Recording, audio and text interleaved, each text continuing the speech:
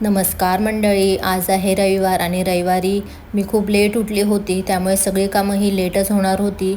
अंघोळ वगैरे केली आणि नाश्ता पण करून घेतला. आज नाश्त्यासाठी ताईने बनवले होते मिक्स डाळीचे अप्पे आणि चटणी. चहा पण घेतला. चहाशिवाय तर मला काही एनर्जी येणारच नाही. चहा नाश्ता केला आणि आली किचनमध्ये. आज मी शॉर्टकटच मारला. आज फक्त अंडा करी आणि भात चपाती बस एवढंच बनवलं होतं. माझी इथे किचनमध्ये कामं चालू आहे आणि या दोघीजणी बघा कसं झोपल्यात आणि माझा गणू पण झोपला आहे. मस्त या तिघांचा आराम चालू आहे आणि माझी किचनमध्ये कामं चालू आहेत. संध्याकाळी ना मला गणूचं बोरस्नान करायचं आहे, त्यामुळे मी सगळं दोन्ही टायमाचा स्वयंपाक करून घेणार आहेत. ॲक्च्युली बरेच दिवस झालं मला गणूचं बोरस्नान करायचं होतं, पण टाईम काय मिळतच नव्हता.